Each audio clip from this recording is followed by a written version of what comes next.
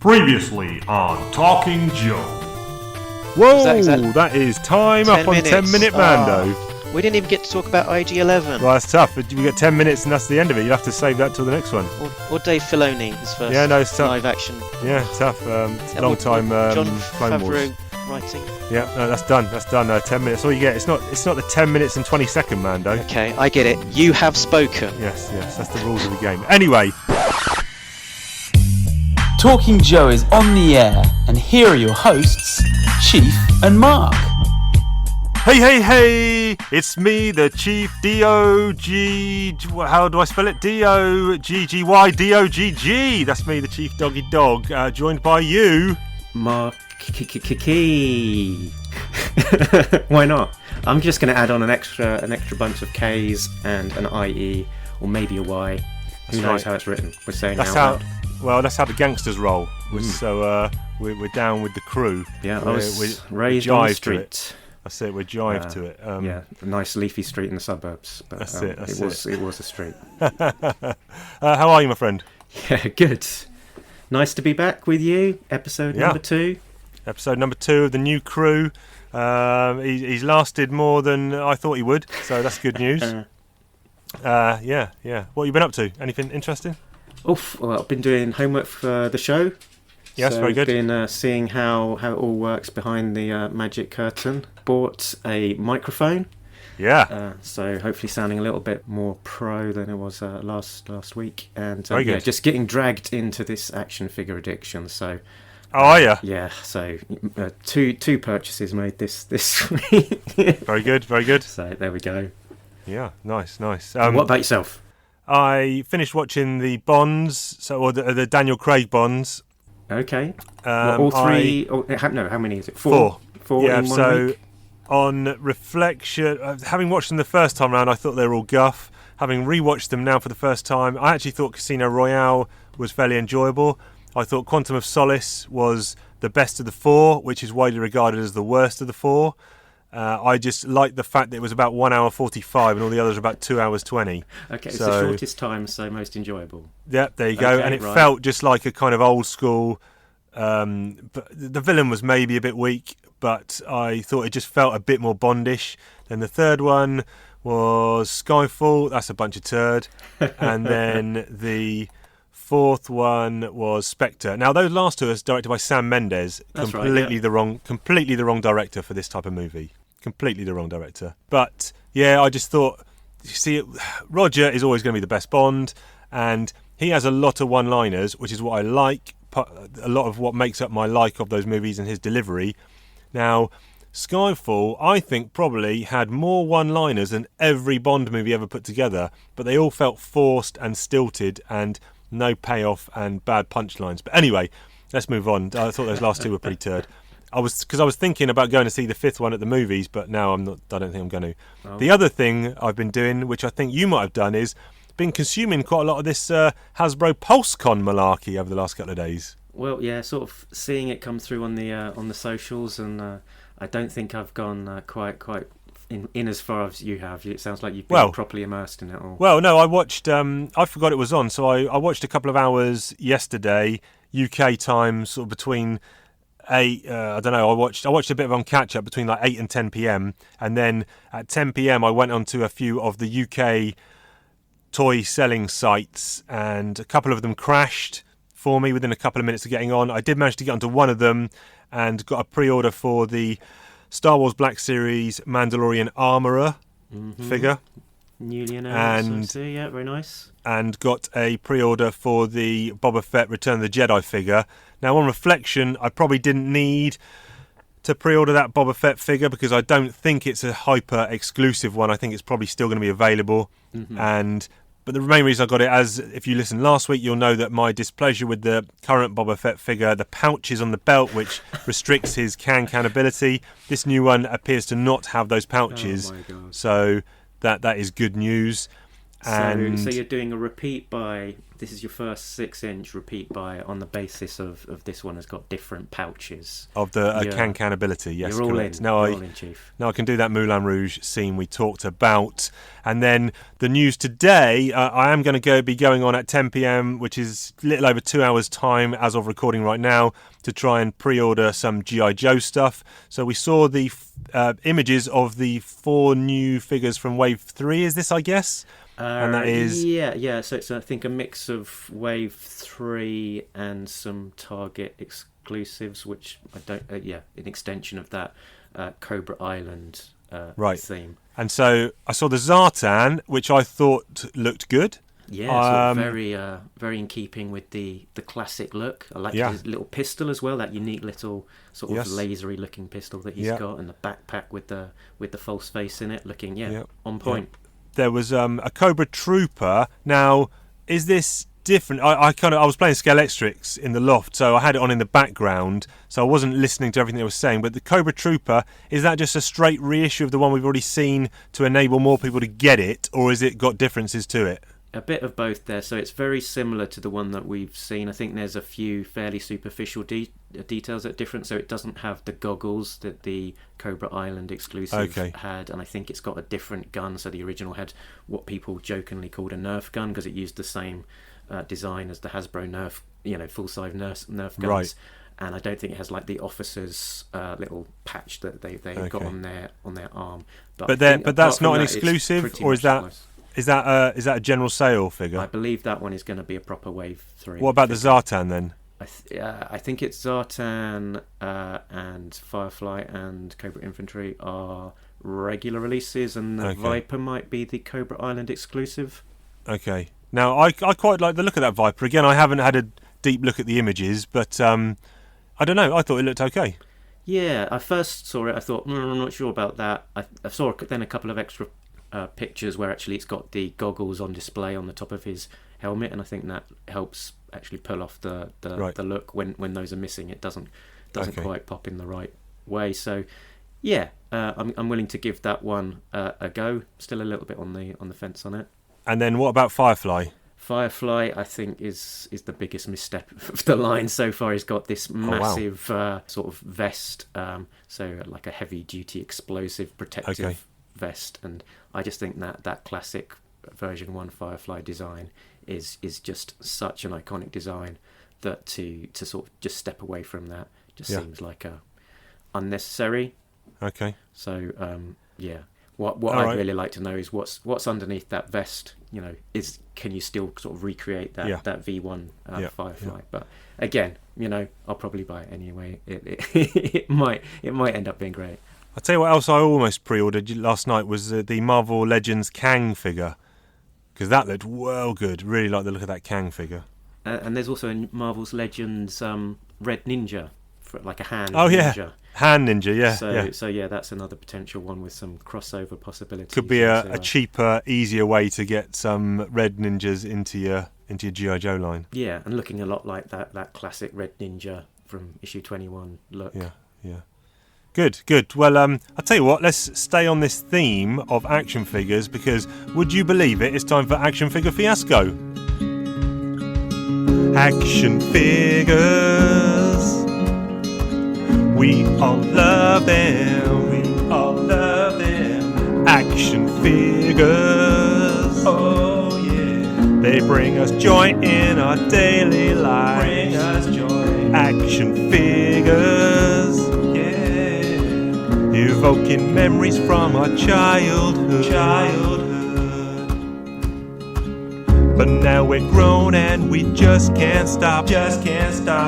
Buying plastic till our wallets pop. When will it end? Who can say? 'Cause action figures are part of our DNA. Some people say maybe we've gone a little wacko, but action figures bring us joy like a rainbow. They are so hot like a splash of Tabasco. Now it's time for Action Figure Fiasco. Now it's time for Action Figure Fiasco. Action Figure Fiasco. Listen, I've got 2 more figures here I'm going to look at. So the first is a Duke from the classified line. I've just pulled him out of the cupboard. Yep, I've got Now, mine we here covered too. Snake Eyes last week. The first thing I'm going to say is I'm going to take out a Han Solo Black Series here, Bespin Han Solo, and these do skew a little bit on the big side, these G.I Joe figures, compared to the Black Skulls. Series. The boots he's got on are, you know, if Han Solo's about a size 10 or 11, Duke must be about a size 18. They're big, but But it I'm doesn't also look, gonna they don't pull look out. too big in actually just looking at the figure on it in itself.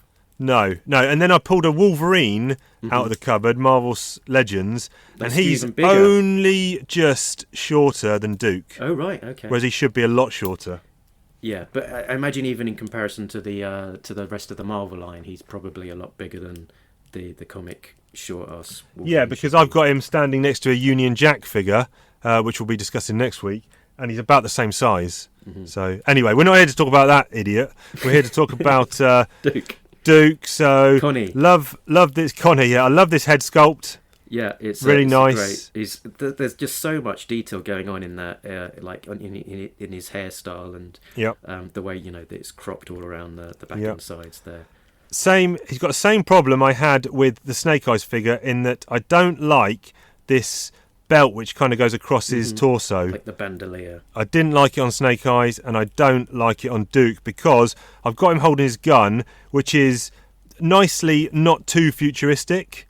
I think it kind of passes muster, whereas the Snake Eyes one most definitely didn't. Yeah, his guns, I think most people think, are probably the best out of the that first wave. But when I've got him two-handing this gun, that bandolier is getting in the way from him hugging it tight to his chest. Minor gripe, that's fine. He's got a floating belt, which has got a few pouches on, which is okay. And he's got... Yep. Oh, has that a removal thing on his belt? Yeah, removable goggles. Binoculars on his belt. Didn't spot that before. Backpack, would have liked to have seen a few more colours on that, a few more paints, other than just the entrenching tool or whatever it is. Side, on the thigh, he's got... What's this pistol look like in his thigh pouch? Let me get it out. It's nice. Oh, yeah, It's that's a good, fine. Good pistol. That looks fine. You can hold it in his left hand there, as I've got it at the moment.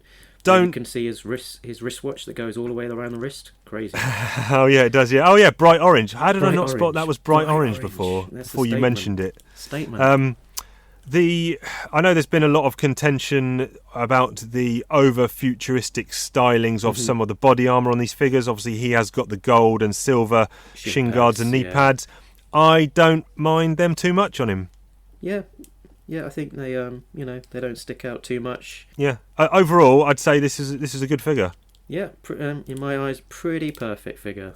And he's got that sort of tiny little hint of a scar just above his eye and stuff like that as well. Spotted that. Great expression on him. Yep, I do want to talk about one other figure, and it is from the Star Wars Black Series line, and it is the Heavy Mandalorian. Now, I don't know if you've got any pictures in front of you. I've not got the pics in front of me. Have you sent them to me? Or? I did not send them to you. No, that's all right. No, I know what you're talking about though. Yep. And he is. I'm going to send her in Talking Joe fashion. Let me take a pic and send it to you now.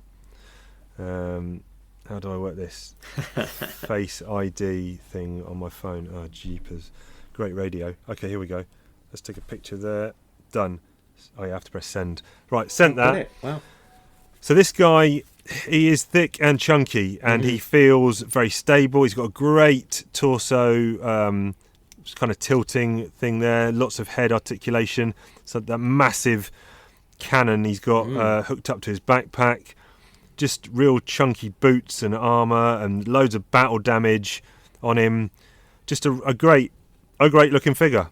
Yeah, and it's got those sort of like asymmetrical touches to the design as well, which I think probably the Mandalorian himself sort of suffers a little bit when he's in his more metallic armor.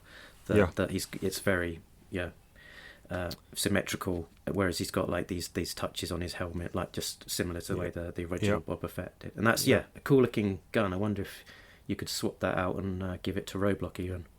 Yeah, maybe that's good. The only thing I'd like to cloth kind of little flappy cape coming off of his belt rather than this plastic, but minor gripe. I think you can get better versions available. But when you consider these figures retail around UK £20, that deluxe Mandalorian was 28. But if you go for these other higher premium brands, you're looking at 50, 60, 70, 80 pounds. So who's paying that for an action figure? Yeah, not the kids. That's idiots. Sure. Well, actually, I've just bought one, so I'm clumping me in with the idiots. But yeah, very good, very good. There will be more action figure Fiasco next week, with or without the jingle. We will decide. So there you go. Right, so just to actually round off this action figure Fiasco segment, I did actually get something in the post the other day, all the way from the US of A, and it was a little present for the Chiefy Two Shoes. Came from one of our listeners, a friend of the show, a friend on Facebook. So thank you very much. Not going to name him, but if you're listening, which you will be, you know who you are, sir. Thank you very much again. I tip my hat to you. He sent me a classified 6-inch Snake Eyes, which are very hard to find over here. So that was amazing. I had actually bought a pre-owned set of Wave 1 figures about 2 days prior, because we mentioned it on the last pod, the first one that you were on. I mentioned receiving that. Yeah. It was Toy of the Week. Well, not Toy of the Week, but we talked about it in the Toy Fiasco, didn't we? Yeah, we did. Yes, and then literally 2 days later, this parcel arrived through the letterbox, and it was another Snake Eye. So eternally grateful for that. It will not go to waste. I'm gonna kind of have a little go at customising, so maybe paint the visor silver, maybe add some other touches, look online for some inspiration of what other people have done with their Snake Eyes figures. But this is really, really cool, so thank you again. But nice to get that. So nice. What a great fan base we got. Excellent, yeah, very, very generous fans. Lovely surprise, and I look forward to seeing what you do with the Snake Eyes, because I've seen your the paints that you've shared before on the socials, and right. You've got some good skills there. Well, so no, that's all. Let's see what you do. That's all a much smaller scale, which some people say might be a bit more tricky, but I don't know. I think your mistakes are going to show up bigger on the larger figures, but we'll see. I might head over to Jim Godfrey, among others, to give me some help with how to customise figures. Bart as well, so I might be reaching out to you guys for that. But excellent stuff. More action figure Fiasco next week. But what we're really here to discuss, the meat of the show, is the comic talk. So let's get to, comic talk. Comic talk, oh, comic talk. Barry Hammer writes them, Chief and Mark discuss them, whoa. Comic talk, oh, comic talk. Larry Hammer writes them, Chief and Mark discuss them, whoa.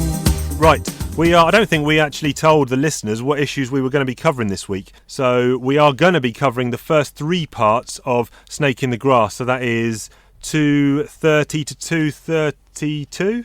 Yep, and given that we ended on 229 last episode, it probably would have been a fair guess as to where we were going next. So yes, but I don't think we said how many issues. But we're going to break this arc into 3 issue chunks. Yeah, 6 issues. So I wonder where we're going to start.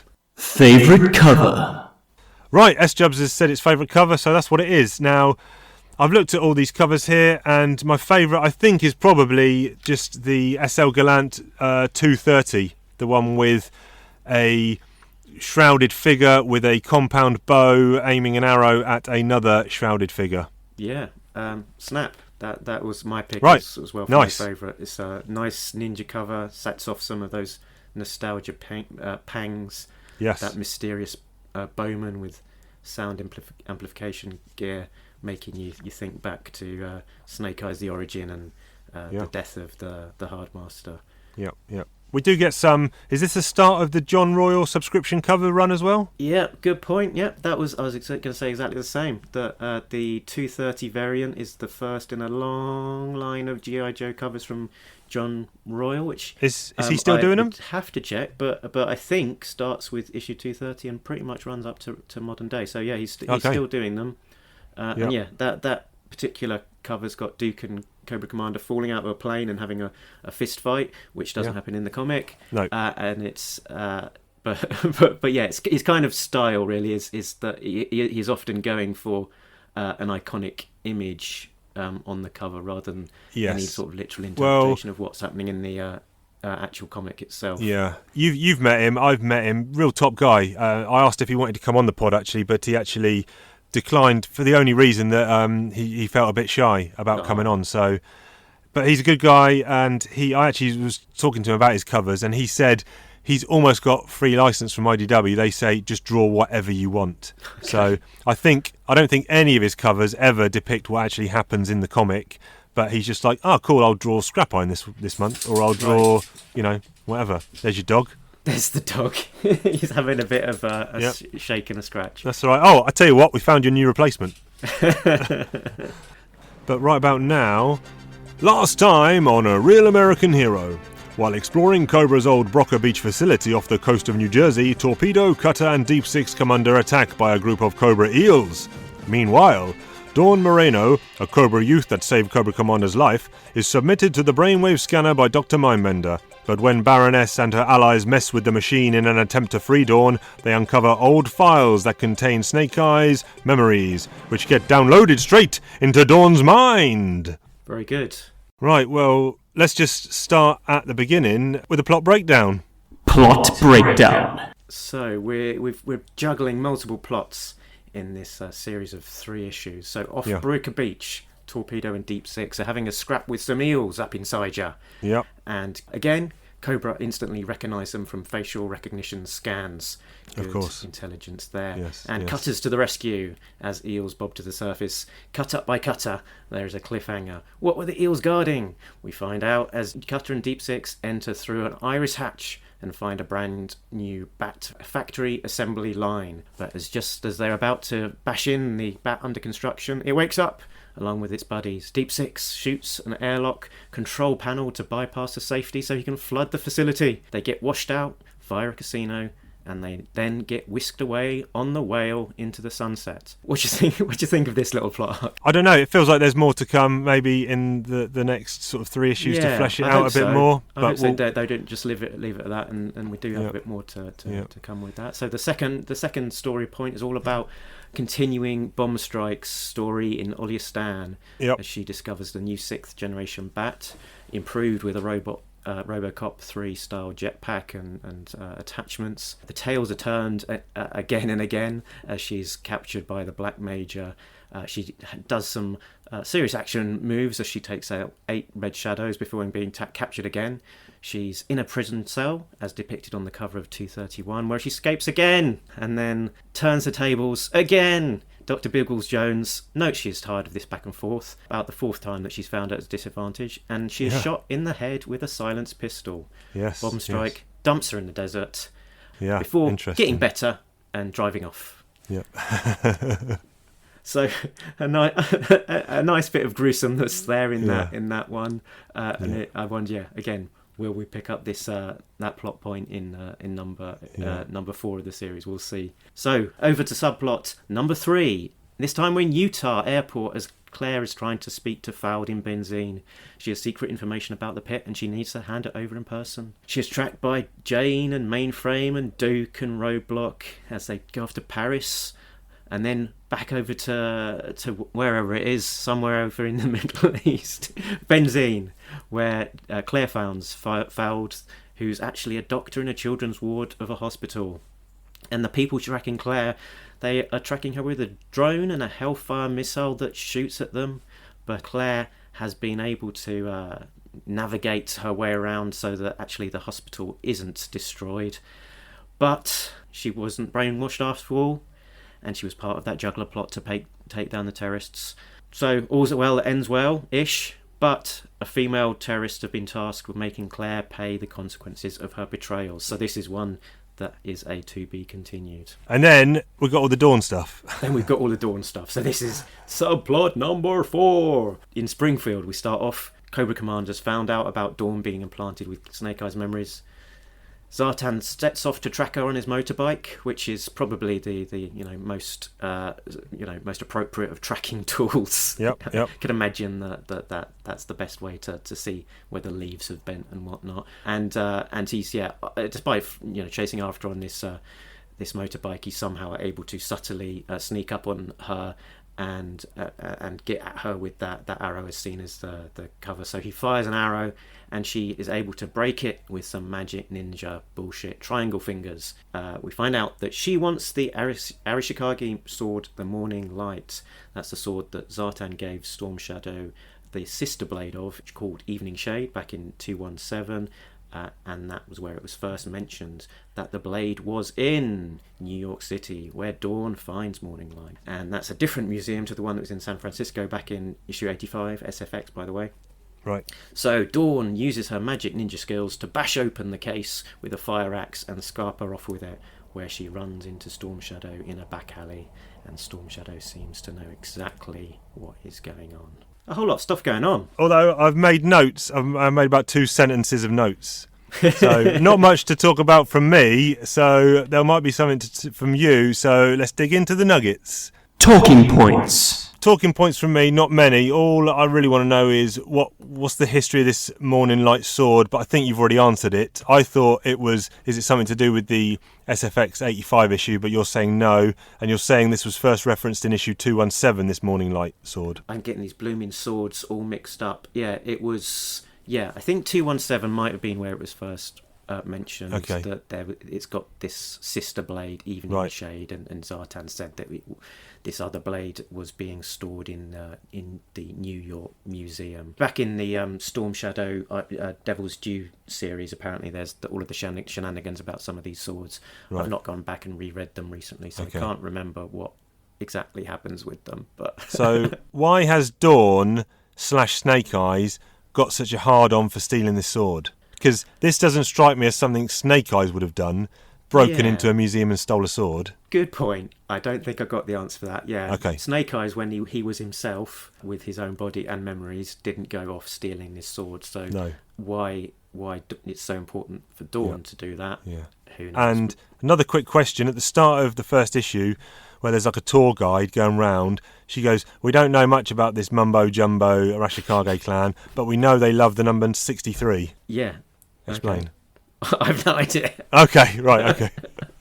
Okay. And yeah, after saying that they don't know much about them, that they go on to explain quite a lot in detail about the sword master who made the blades and all of that kind of stuff. Okay, that's fine. That's fine. What's your what's some of the things you want to break down? I just thought it's worth touching on these 4 main storylines that they had dotted through, and it struck me that Larry balanced that quite well. That they've got these 4 main storylines, and they're just pushing along with some great momentum. They've got sort of cliffhangers at the end of each little scene. They had some great underwater action there. That was my favourite one. That first one with the aquatic guys, the nautical guys, was my favourite one, I think. James Bond style underwater battles with shooting those spears and whatnot. Bomb Strike, doing well there in Olyastan, and sort of just completely different scenery and a set of cast then in Claire's benzene trip, and then also Dawn over there with her own. In Olyastan, I've forgotten already what Bomb Strike was doing there in the first place. So I think it was that we had that story in the Death of Snake Eyes where the team had originally been on over there, and Red Laser and co were building that giant robot that had the fight, and then the mission went south and they booked out basically. So she was back there as a recon to find out what was left there at that site, what was going on. Yeah, I thought that was the Bomb Strike one was quite a bit good. It was quite a bit good. That's not even good English, is it? It was quite good. I thought it was quite a bit good. Yeah. But I'm actually gonna jump forward here and just question my own sanity. Am I stupid? Right. Okay. This is a bit I don't understand, because we saw Bomb Strike get shot in the head. Mm-hmm. And the explanation was the bullet penetrated her skull, but into her front of her head, couldn't go through the skull, and so skirted round the outside of her head, and then found a soft spot and came out the back. Is that right? That's right. Yeah. Okay, all right, fine. Yeah, all right. Yeah, that's just what happened. I think so. Larry, like we all know, is a keen kind of military historian / air quotes expert. So I don't think he would have intentionally made something up. So it wouldn't surprise me if we see in a letter column later on that someone says that couldn't happen, and Larry's going to pull out an account of, I read in a journal I knew someone who got shot in the head and the bullet went round his head and came out the back. So yeah, I reckon so. It must have been something that he's read about or encountered. And okay. I think the point of it being in part that it had this silencer on the gun when it was shot, and that sort of slowed down the velocity of the bullet a little. Okay. Yeah, but yes, and I've got another one as well. Jumping forward to the Claire stuff, this is more just a general. I don't think I'm fully 100% understanding what's happening. So, so she was captured all those years ago and then indoctrinated into this terrorist cult. Exactly, they tried to brainwash her, but she resisted the brainwashing, or was brainwashed, but at a later date managed to shake it off. But what I'm confused about is who Fowd is. Like, is he a bad guy, or is he actually a good? Is he the one that did the brainwashing? And who are the other guys who are putting the hit on him / Claire? I don't really understand what's happening. So Fowd is, I guess, the sort of, a bit of the stereotypical Islamist terrorist who was the guy who had tried to brainwash her and then put her out into the West as his sleeper agent. Okay. And the people that Claire are working for seem to be connected to the jugglers.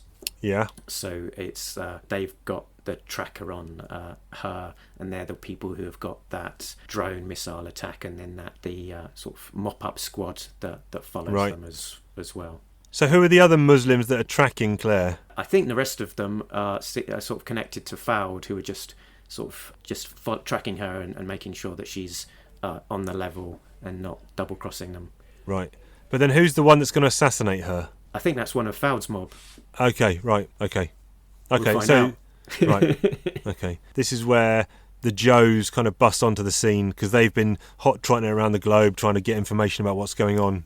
Yeah, a couple of steps behind them, and getting there just in time to see the sort of jugglers bust in and blow things up. How did you feel about the Hawk situation in the pit, where all the Joes seem to have closed ranks, and are excluding Hawk from any information about this? Did that sit right with you, or feel right, or would they have let him in? It felt like he was the founding member of Joe, and now he's kind of been pushed to the curb. Yeah, interesting. Yeah, it's almost like he's the man, He's now Joey Politics. Joe Politic, who sort of is almost closer to the sort of the juggler side of things, and yeah, maybe the Joes are kind of looking more to likes of Duke as their leader figure, who they're going to be a little bit more loyal to, and keep Hawk at a bit of a distance in terms of some of these things. But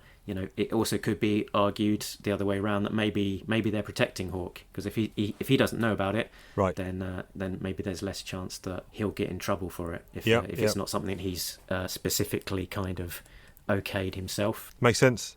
What else stood out for you? Larry was at great pains to make sure that we realised that the Red Shadows are English. After all, they Bob's did your originate from Battle Action Force comic back in the day in the Palatoy line. So yeah, Bob's your uncle, mates. Lav, no, but he actually grub. He actually says Bob's my uncle. He does. Bob's my uncle, which is not a colloquialism. No, incorrect. He says mates, love, grub, which is a word that all English people use to describe their food, of course, and gore, which gore blimey, governor. Yeah, coming from gore blimey, but actually no English person would say gore blimey, and certainly no English person would say gore on its own. Maybe there's a new segment here: incorrect colloquialisms. Incorrect colloquialism. Yeah. There is a Larry Harmer-ism, although it might be a new one, and I think it qualifies, even though it's only cropped up twice. But it did crop up in back-to-back issues, and that was 230 and 231, and it was belay that. So he has Cutter say, I think Torpedo's saying, we need to get these guys patched up, and Cutter says something like, belay that, we've got to go back down, get the tanks prepped and go back down. And then he says it again in issue 231. Cutter, someone gives a suggestion, he's like, belay that, and says something else. So I think that could be a new Larry Harmer-ism. Yeah, I think if we went back through the issues, we'd start seeing it everywhere. Probably, yeah. How do you feel about the way this Dawn thing is going? How do I feel? I'm just sort of seeing where it goes. Yeah. Yeah. I'm not got any strong feelings one way or another. It's a little bit frustrating that the sort of Storm Shadow sort of seems to magically appear.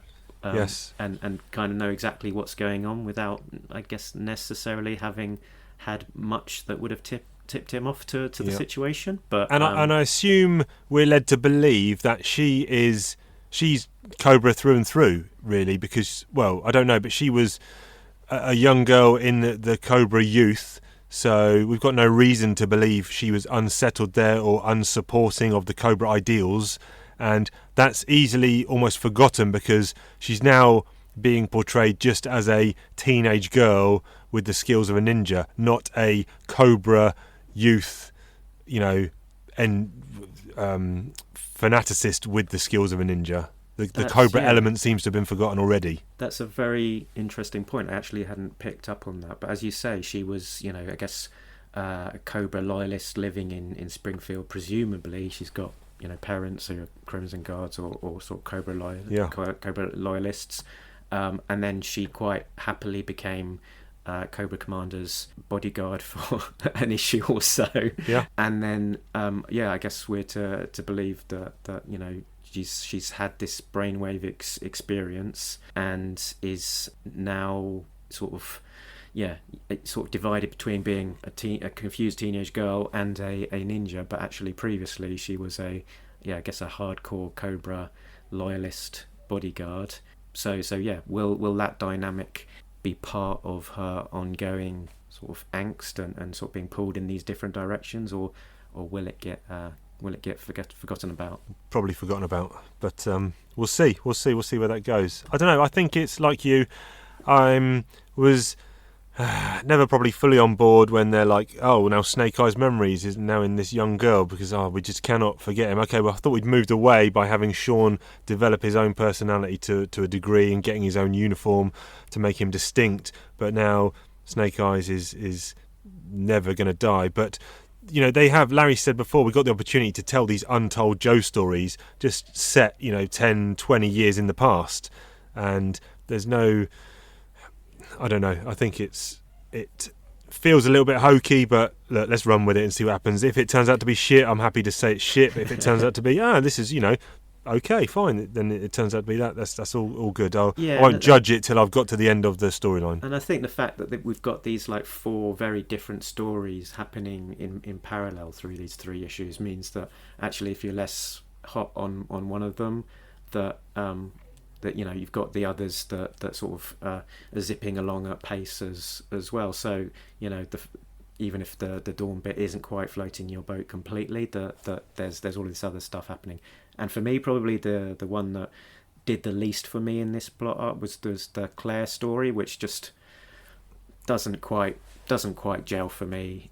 It was probably the most amount of confusion in there as well as trying to sort of maintain a properly coherent story with the various threads that are kind of coming off that main story and all of the different the clear motivations of all of the parties involved.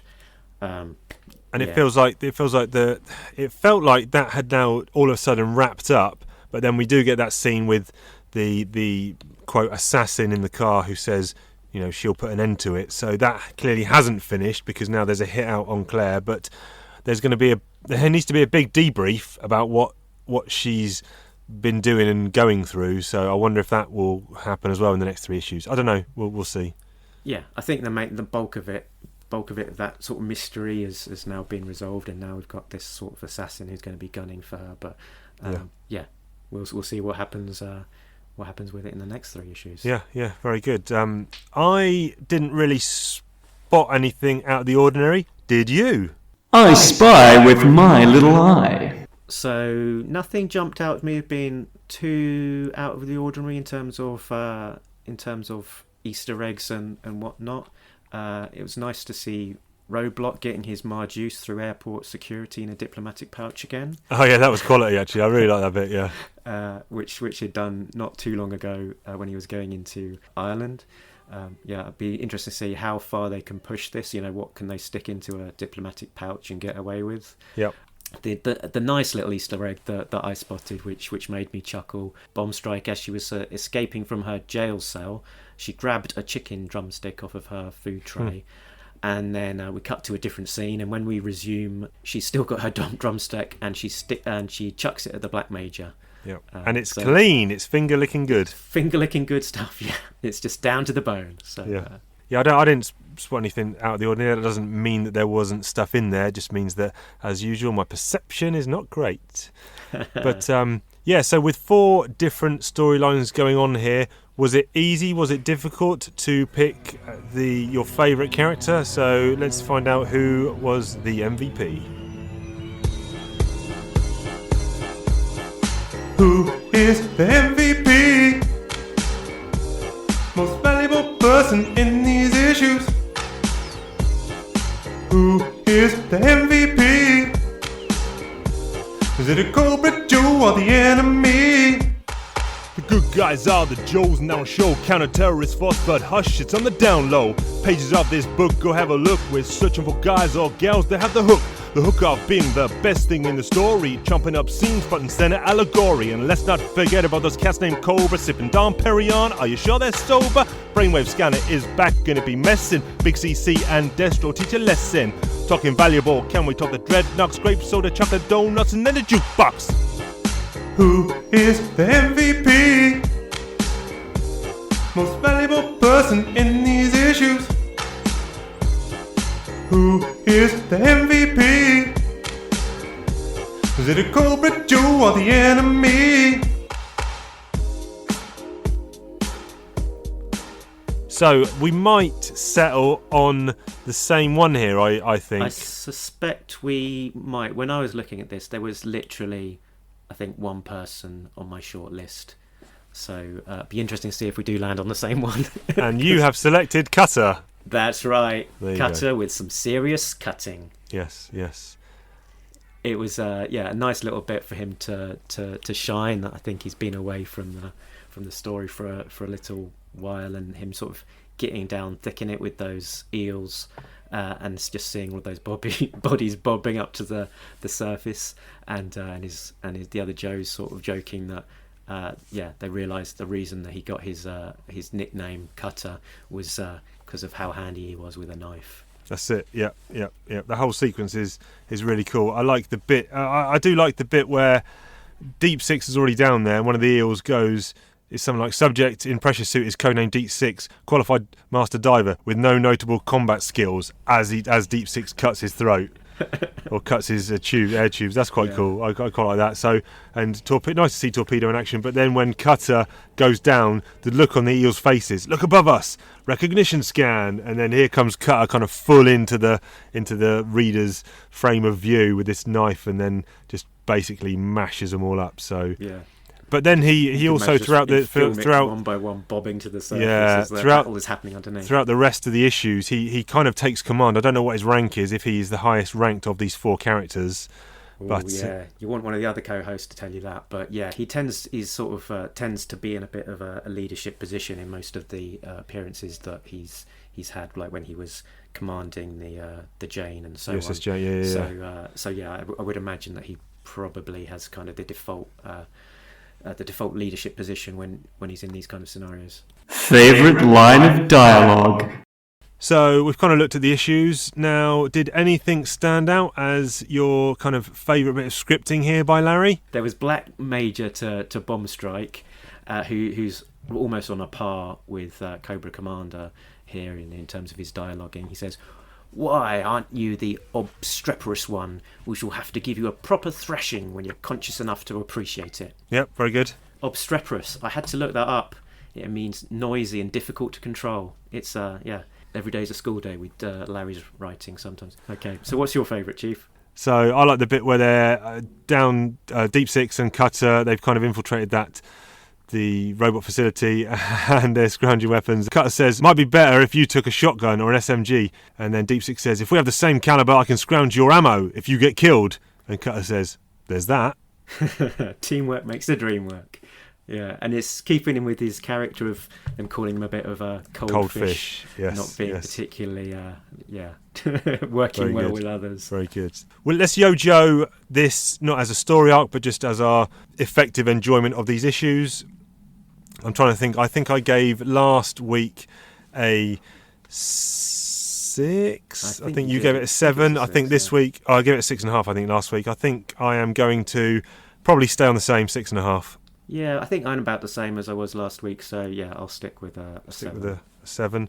Excellent. So we'll continue this Snake in the Grass storyline next week. So if you want to do your homework, that's issues 233 to 235. But right now, what happens right now? Oh yeah, right now we talk about toys, and I'm going to guess something that you're going to come up with, I think. Mark talks about toys, ho ho. He talks about G.I. Joe. He talks about all the toys from the comic book and the animated show. Mark talks about toys. Mark talks about toys. That's right. So if I was going to be talking about a toy, you're going to talk about Cutter. How could it be anything less? So let me just ping you across. Yes, please. Well, I've got the figure. I've got the figure. Oh, you do? Excellent. Yeah. Let me get him out of the box. And you've not talked about Cutter and the whale before on the Talking Toys, right? Okay, here we go. Yeah, I got him. Got him. So Cutter. So he was pilot of the Whale from 1984. So it's that sort of classic era. He's a nice looking figure. He's got a very distinctive cap with the B on it, so that's many people think it's meant to be the Boston Red Sox. He's in his life preserver there, out Back to the Future, and looking every part the sort of naval man. Yeah, rolled up sleeves, nice touch. What else can you? If you got him in front of you? Yeah. What else? Well, he's got that molded. He's got that molded piece on the thigh for the holstered weapon. Yeah, he's just got quite a sort of a clean, classic. I don't think he came with any weapons. Yeah, I don't think he did actually. No, I think he just came with one massive weapon. Now you've got the figure, but did you also have the whale? No, never had the whale. No idea where I got this figure from. Okay. So, and Ben's over there, and he's got a whale in his wedding. No, he never had it. He never had it. No. Oh, interesting that you got him. And Cutter, he's his primary military special hovercraft captain, as you might expect. He's got a background as being a Coast Guardsman. Okay, so on his file card, there's a few things that stick out. He wanted to live a life at sea, even though his hometown was as far away from either ocean as you could get. He coached the women's swimming team, and his file name is somewhat ridiculous. Skip A Stone. Is it really? Yeah, it's a joke one, and there we go. But memorable. Skip A Stone. Yeah. Lovely. He came with the Killer Whale hovercraft, which is about as beautiful as a G.I. Joe toy can get. Have you seen it in person? No, I don't think so. No, maybe at a convention or something like that.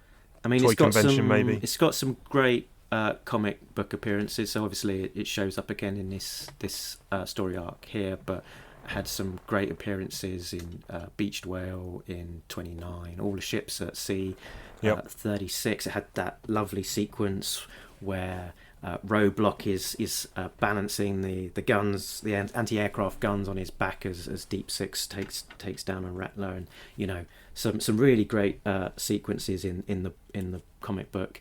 Probably more than most get in terms of really spotlighting it. Yeah, it's a beast of a vehicle. It's pretty huge, and you've got the photos there in front of you now. Yeah. So it's got comes with a few little accessories as well, doesn't it? Yeah, it's got these. It's got a what do they call it? It's a surveillance cycle, which is like this sort of dinky little motorbike, which is a little bit undersized, and it looks a little bit like one of those undersized bicycles that you might get a clown riding in a circus or something like that. So it's not quite the bike that you'd want to swap out and give to your dreadnoks, but it's a nice little touch. And then it's got this recon sled that sits at the front of the boat underneath the ramp, and has got this eject button that shoots it out of the front, and it's got this great hatch where you can keep all of a little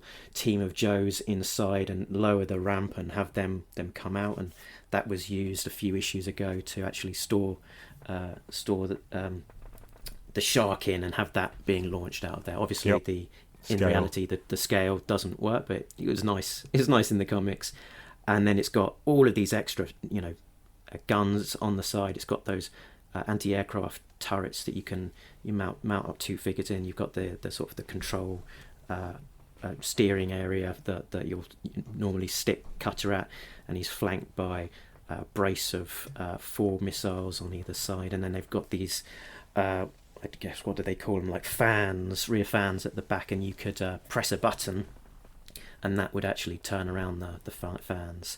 And then there was these depth charges as well that back, so there was a series of depth charges with a little mechanism where you could launch them out of the side of the boat. Lots of little pieces and accessories and things that were relatively fragile, particularly around those fans. So I imagine it would be very difficult to find a whale at a decent price that has got all of those bits intact, because so much to lose or break on that thing. But it was a beautiful toy, and actually in the UK it was released a couple of times. So it came out in the Palitoy era and then was re-released in that first wave in the UK when it was taken over by Hasbro. So there was different set of decos between and logos between those two eras, and I was fortunate enough to get it on its second release. Right, nice. Definitely a top tenner for me. Yeah, I can't see why anyone wouldn't have it as a top tenner. So a great addition, and interesting that they chose to go down that kind of largish hovercraft route as a toy. I think most toy lines, I suppose, of that era had some kind of floating vehicle, and this actually did float, on water. I believe so. I don't think I ever tried to float mine, but I bet you Steve has got some tales to tell about his. No, very good stuff as always.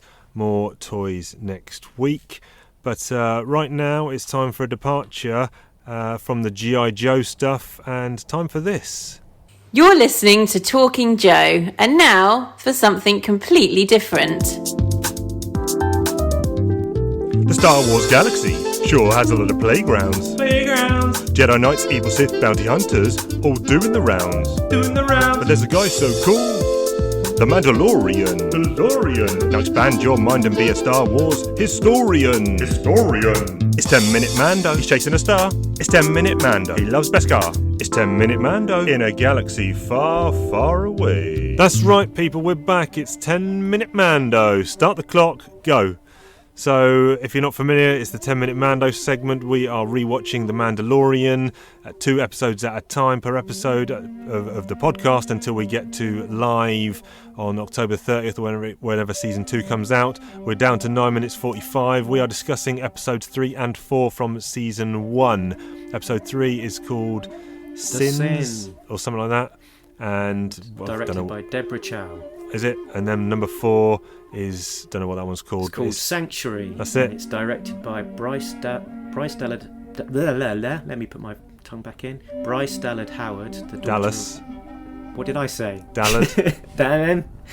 Who's the daughter of Ron Howard. She's the bird in Jurassic World. She is, yeah. And that seems to be her calling card. Right, okay. But and she is not Jessica Chastain. Okay. I don't know what that means, but anyway, episode 3. You can tell who Jessica Chastain is because she's the girl that's not Bryce Dallas Howard. Okay, right. Still don't understand. So, episode 3. This is the one where Mando, he's delivered the baby thing. I don't want to call it Baby Yoda because it's not Yoda. Yoda is a name. It's delivered this kid, this alien kid, and taken his money, and he's about to go off world. He's taken another gig from Apollo Creed, and he's about to go off world to capture some Mon Calamari dude, and he has a change of mind basically because he finds a knob in his control panel. He finds a knob in his control panel of his spacecraft and reminds him of when this little kid was playing with his knob and it fell off, and he's like, right, I better go back and save that kid. So it all seemed playing with my knob is what it all seemed very unbelievable to me that he would make that decision. I guess there is no show if he doesn't make that decision, so he had to. Yeah, and they need to it's give the turning point in his motivation. Yeah, and it's any character who I feel who has their face hidden, they have to have some kind of moral, I don't know, moral decisions are easier to heap onto characters with face masks because we don't see their face, so their conveying of emotion is through actions. So he's kind of going against type, goes back to save the kid. We get some nice fight sequences against the stormtroopers. Oh, and, so I like that bit. So when he's fighting the stormtroopers, he's properly fighting dirty, isn't he? He's shooting them, shooting in the back. There's no sort of pretentious kind of I can only shoot someone in front. Once after they shot at me first, kind of vibe going on. It's like let's get in there, get rid of these guys and get the kid out. Yeah. So, I thought that was cool. So this is the one also where this is. I've watched it last week. Is this the one where he uses the Beskar and it gets melted down, so he gets his new chest plate? Yeah. And this is where the heavy. He has a bit of beef with the heavy dude. He's got some proper beef with the heavy, and then that sort of all turned around by the end of the episode. And that heavy, pop fact, that is Paz Vizsla, who is voiced by Jon Favreau. Right. Okay. So he's the showrunner, and he also voiced Pre Vizsla, who was the leader of the Mandalorian. Now I was going to say, Pre Vizsla. Is Vizsla what is the Vizsla connection?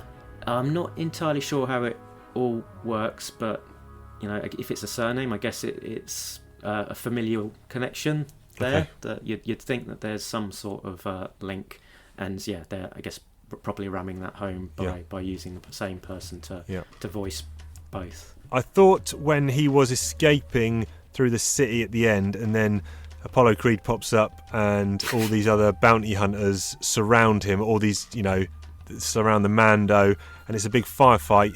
It felt a little bit low rent to me. I'm not sure. It felt a little bit Babylon 5-ish. And maybe. I don't know. Look, overall, the show so far has looked great. I think they've done an amazing job with sets and effects and things.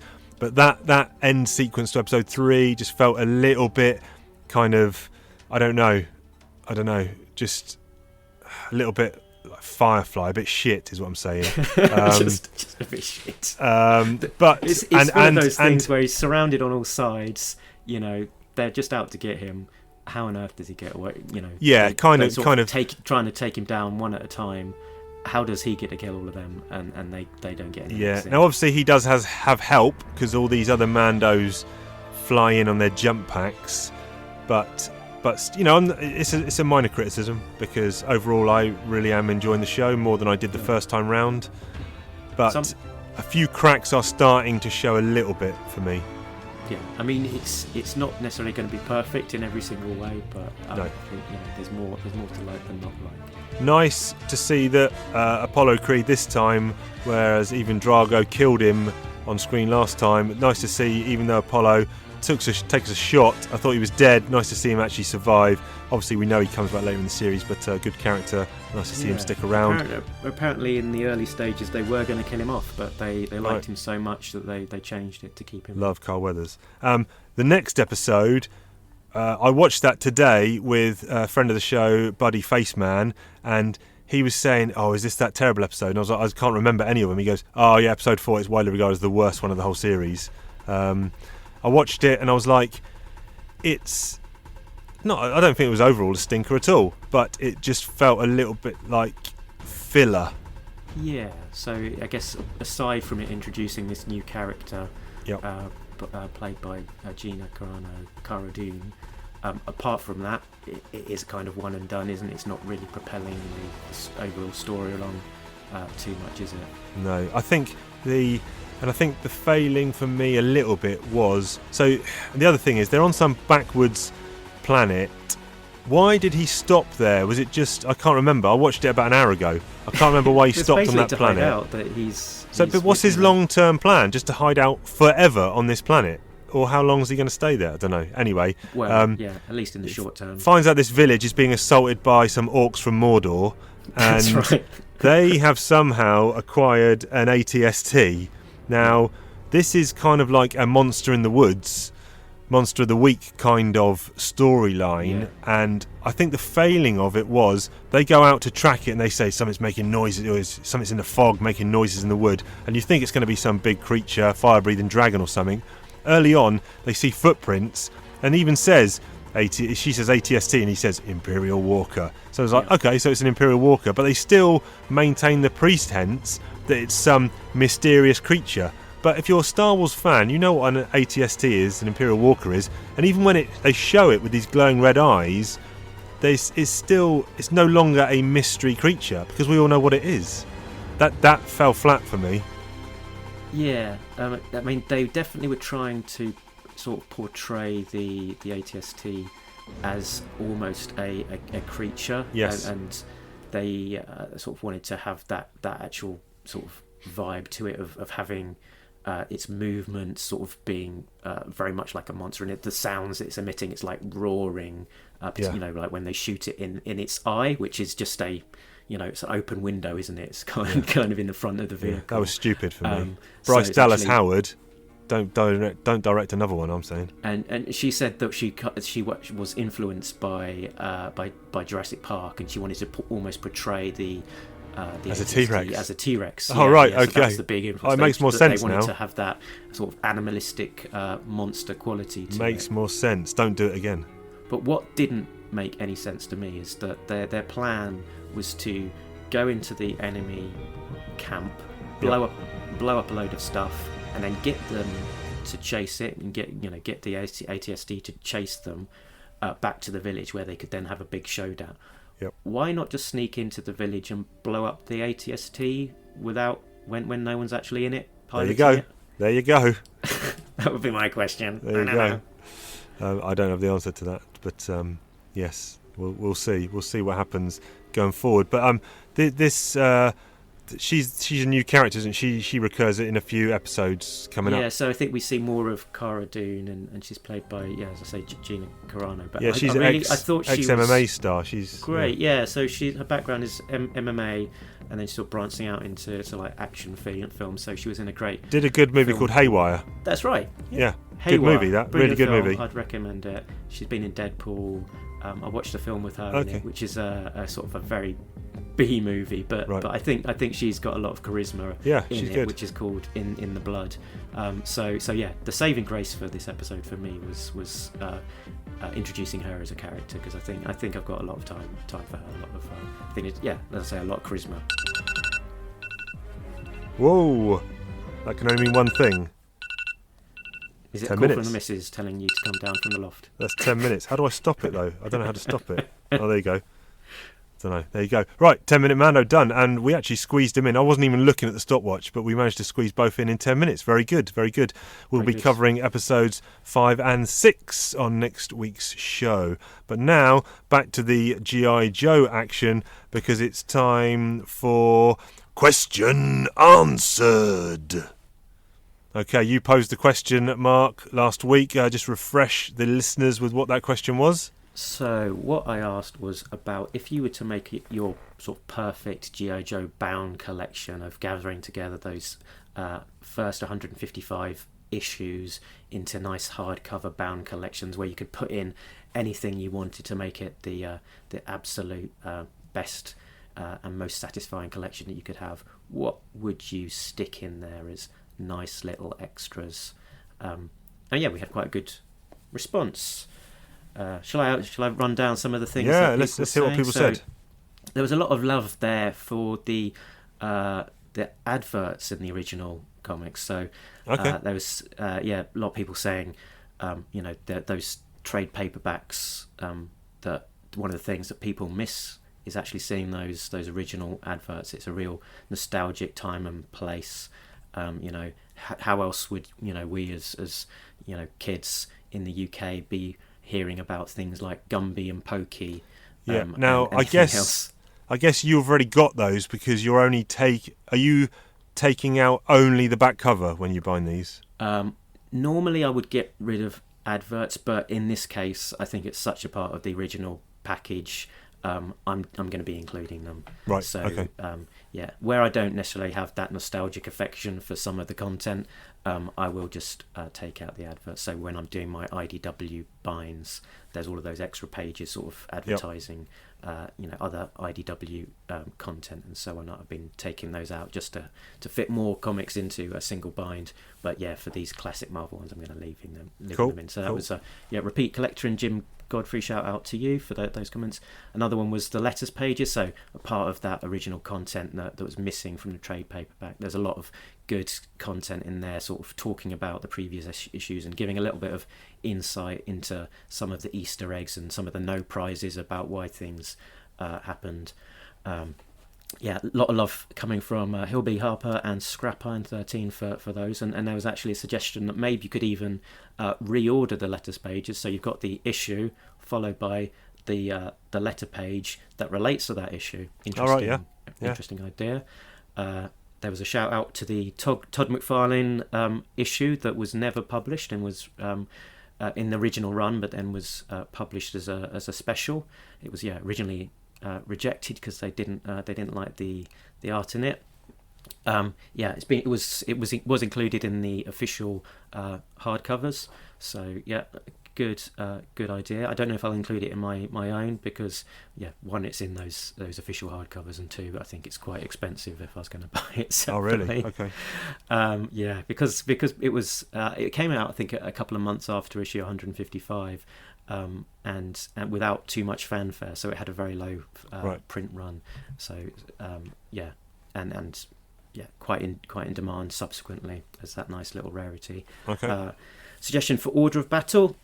I was a little bit on the fence, but I think I will include those in my own binds. A few people suggesting that.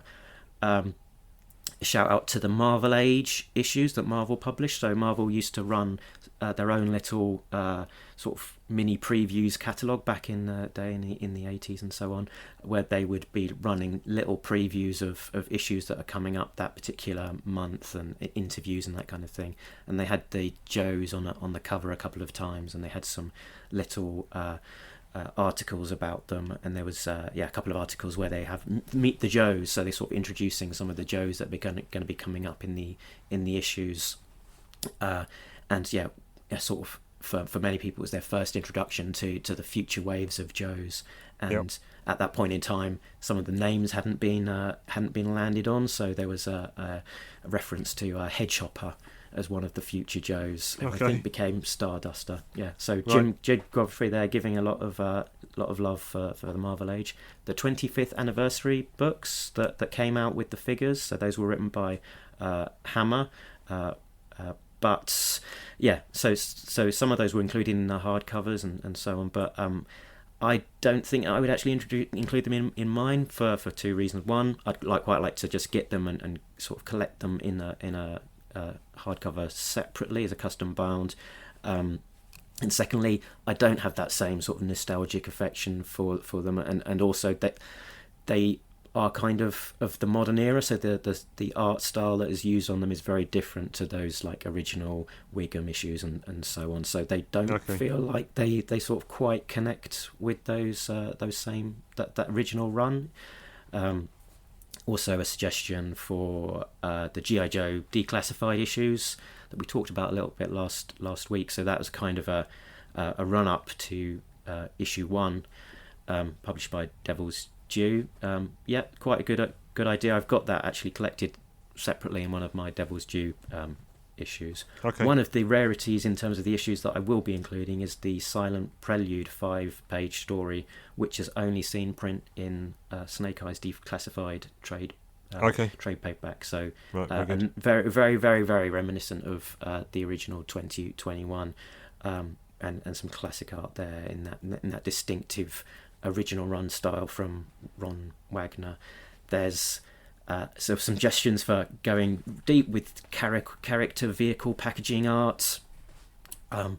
there's so much that could be included in respect of that, putting on the original file cards and all the kind of stuff. Yorktown Joe had one which might be up your alley. He's just suggested these 2 words: Roblox recipes. Yeah, baby, love it. So I think that would be a little bit of work to actually come up with the content created there to actually explain it. Oh, sounds like I need a jingle. Block and blood again. Yeah, I'm sure that would be right up your alley of creating some original robot recipe content. Yeah.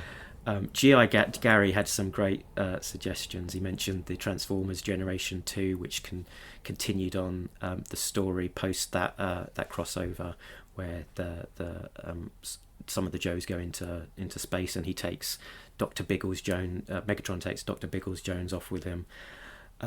And I learnt about something, a nice little rarity here, which was that there's this appearance of Duke in the Amazing Spider-Man issue 268. Yeah. So very distinctively Duke on the page in that issue of Spider-Man in his classic gear, not referred to as Duke, but distinctively him. And that is a suggestion that got me out onto eBay and going to pick up that issue to include in my band. Nice, well done. A suggestion for Action Force stuff. That's going deep in a lot of content there. There were some unofficial collections called the Action Force Complete Works that were available via Blood for the Baron, so I have had them, and I have read all of that content. But I would like to go back to that and try and create a super deluxe volume at some point.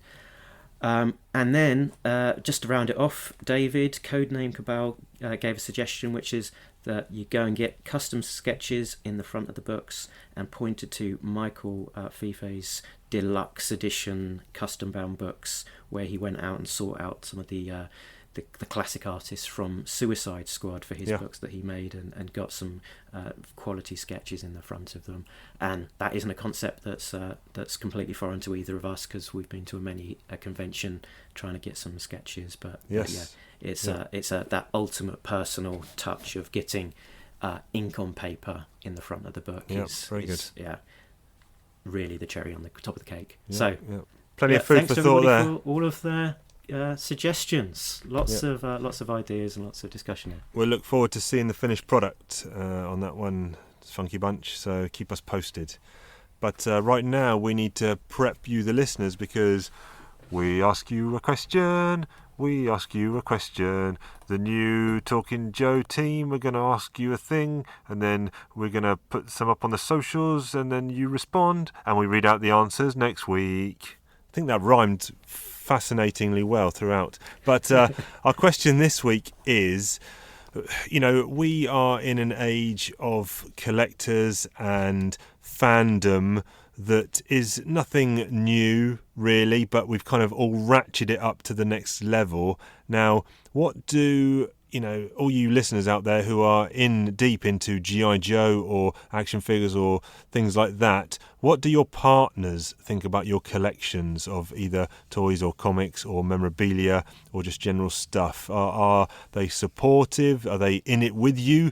Or do they just kind of frown and say, as long as he keeps it over there in the corner where I can't see it, I don't mind? So we'll send us responses to what your partners think, and we'll divulge it. We don't have to name you by name if you don't want to. If your partner listens and you think you might get in trouble, don't worry about that. We can all keep it on the hush down low to protect the guilty. Yeah, there you go. Yes, good stuff. Another cracking episode, I think, there, Funky Bunch.